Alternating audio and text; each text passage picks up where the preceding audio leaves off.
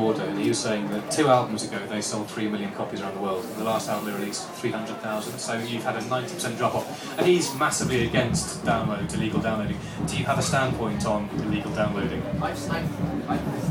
I was terrible for it. When I was in uni, they had amazing internet connection, and I'd go in and download loads of music.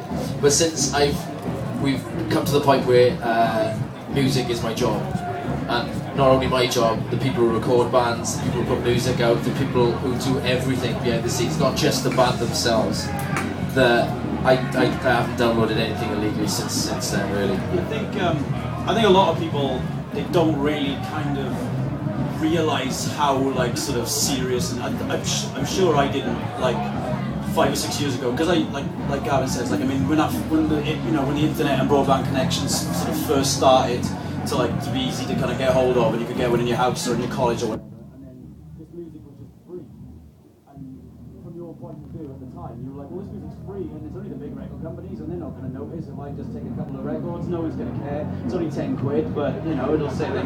But it's everybody was just thinking the same thing, and yeah, like Gavin says, now that we're actually there and we actually realise the sort of severity of how it impacts how much money we don't make anymore, and it's really frustrating. I mean, because with a record like Hope, I mean, it took us the best part of like a year to make.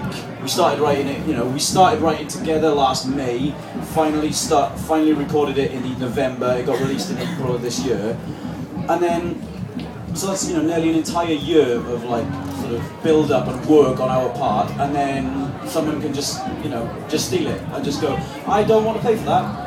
And like, if I'd spent a whole year making pots, and then someone just walked into my pots,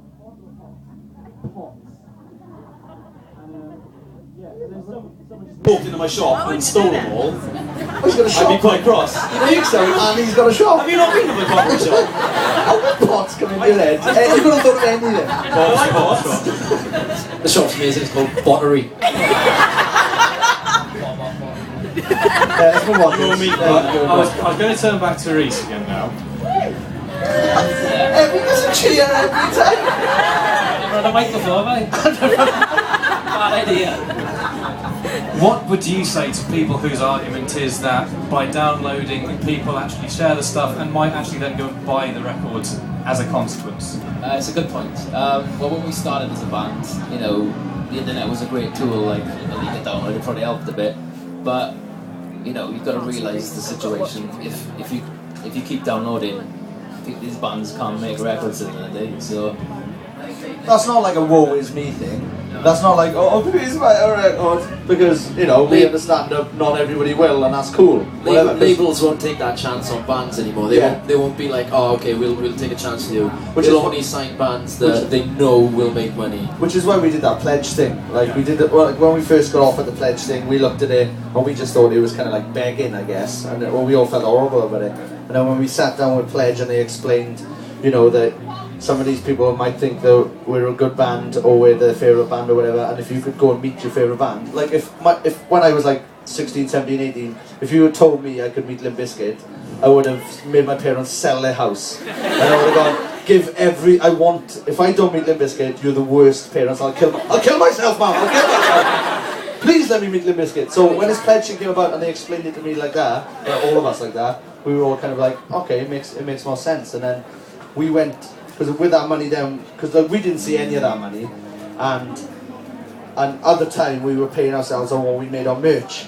But then, because people were buying the pledge stuff, which means they weren't buying the merch stuff, means we personally didn't have an income, and from the pledge money we didn't see a penny one of that anyway, because all of that went into making the album, and 10% went to charity. I wish it hadn't gone to charity, I wish it come in me.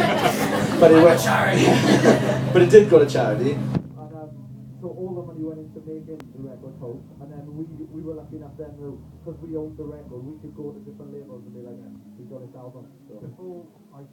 More about Pledge, I think it might be important just to sort of explain how things work with copyrights in music. There are two copyrights in music. There's a copyright in the song and a copyright in the recording. So when you're talking about people illegally downloading your stuff rather than actually buying it from the shelves, you're not getting the copyright going back from the recording of the song through the album. Yeah.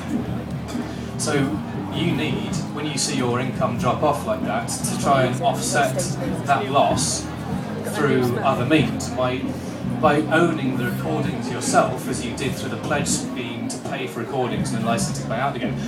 In layman's terms, could one of you explain how that actually works, that retention of the copyright and then licensing back out again? Well, you're basically in a position where, like you said, you own the copyright of the recordings. Whereas if you sign to a label first and then they pay for the recording, they take they have the copyright for those records then, and then you'll only see any money back from that if it recoups. But usually, if they are putting the outlay out, you see a smaller return. Whereas if you record first and then go with a label like we did, you normally get like a 50-50 deal, which is what we had. So any profits after the label make back the money from your advance gets split 50-50. Yeah, that's kind of quite a conventional independent record licensing deal. What made you go with cooking vinyl? What made you go with cooking vinyl?